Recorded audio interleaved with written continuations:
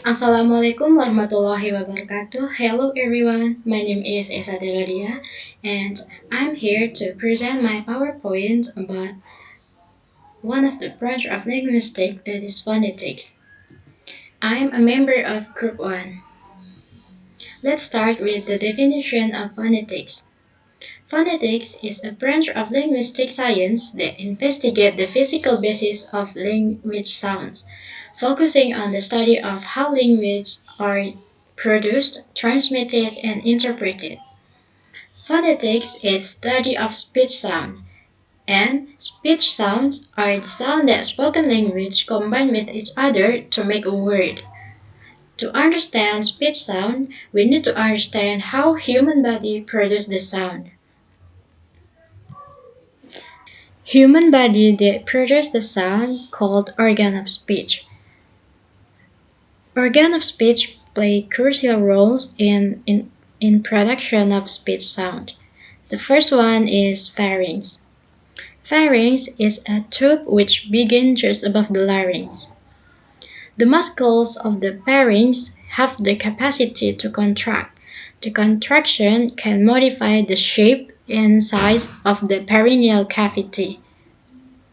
The second one is phloem or soft palate. The soft palate or phloem is located in the back part of the roof of the mouth, just behind the hard palate. It is called soft palate because it is soft, flexible, and movable.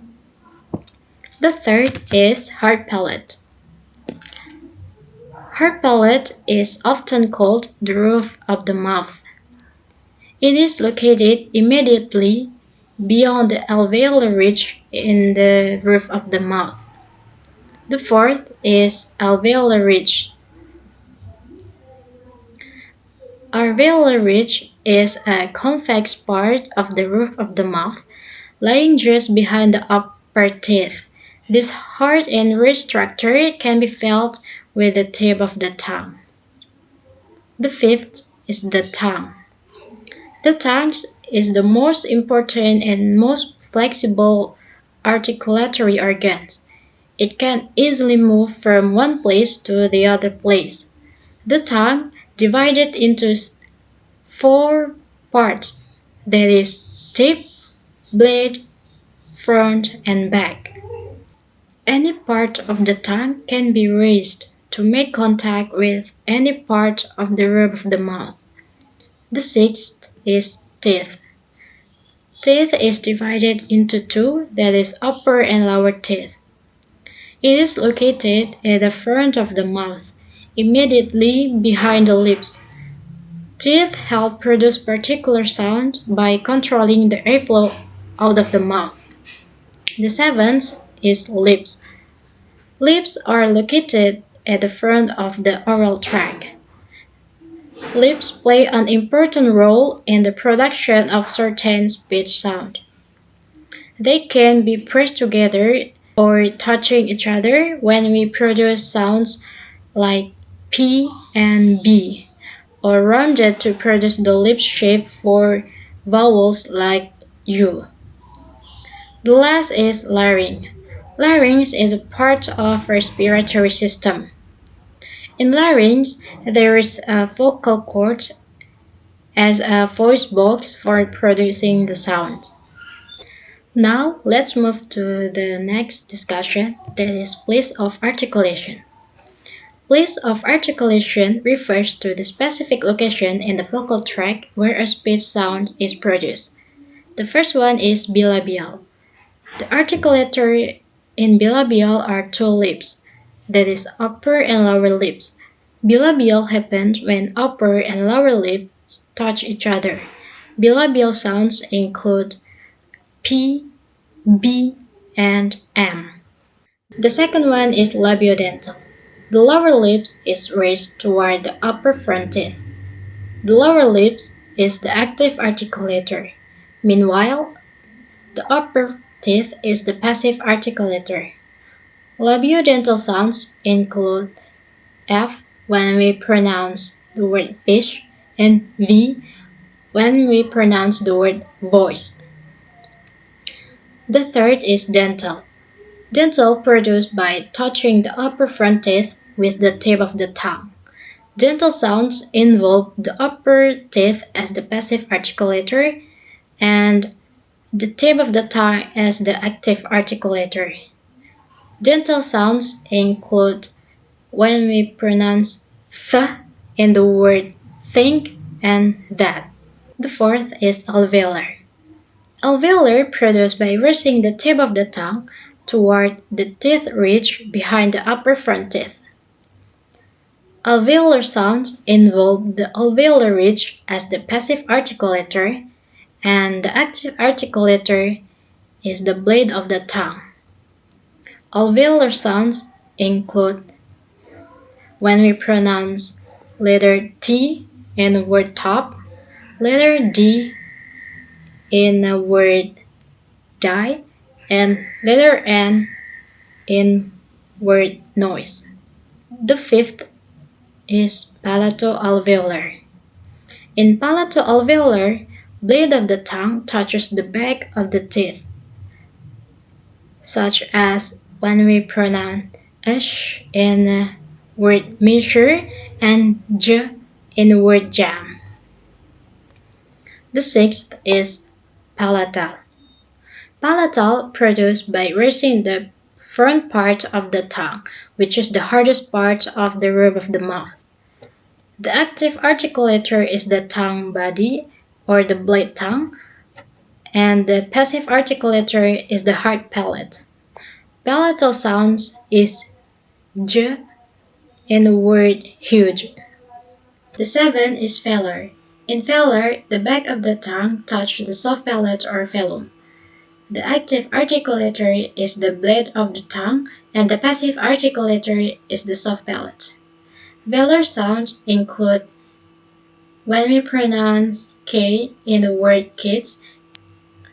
The last one is glottal. A glottal sound is produced at the glottis. The glottis sounds include when we pronounce the letter H in the word hat. The next subtopic is manners of articulation. Manners of articulation refers to the different ways in which airflow is obstructed or modified to produce speech sounds. Here are the manners of articulation with the example. The first one is stop. The active and passive articulators are brought together to make a complete closure, so that airflow out of the mouth is completely cut off. The example is p as in pen, t as in top, and k as in cat. The second one is fricatives.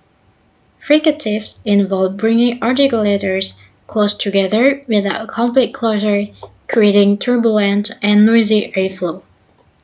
Fricative examples such as S in word seat, Z in word zebra, F in word fun, and V in word fan. The third one is affricates.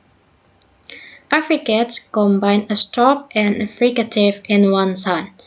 The examples when we pronounce ch as in chat and j in word judge. The fourth is approximant. In approximant, active articulators narrow the vocal tract but not enough for fricative noise. For example, W or W as in word wet, R as in word run, L as in word let, and J or in phonetic symbol, it is sound Y as in word yes. The last one is vowels. Vowels is the most open articulation achieved by moving tongue and lips. There are two classes of speech sounds. The first one is obstruent, includes stop, fricative, and affricate. Obstruent obstruct the airflow. And the second class is sonorant, includes nasal stops, approximant, and vowels. The sonorant let the air resonate. The last discussion is phonological processes. Phonological processes are sound substitution patterns used to simplify speech. This can occur due to not having the ability to coordinate the tongue, lips, teeth, and the other speech organ. The first one is assimilation. In assimilation, one sound becomes more similar to nearby sound in one or more features. For example, if a child says gog instead of a dog, this example of assimilation as the g sounds becomes more likely the following the sounds. The second one is metathesis. Metathesis happened when two sounds in one word switch places with each other. The example is the word pretty becomes pretty, and the other example is word cast becomes cat. The third is epenthesis. Epenthesis is phonological process in which there is an insertion of a sound or syllable between two sounds in one word. For example, word English becomes English. And the other example is the word jewelry becomes jewelry. And the last one is deletion. Deletion occurs when a sound is deleted. For example, the word thing becomes thing, and the word house becomes house. Maybe that's all from me. Thank you so much for the attention, and I'm so sorry if there's any mistake during my presentation. Wassalamualaikum warahmatullahi wabarakatuh.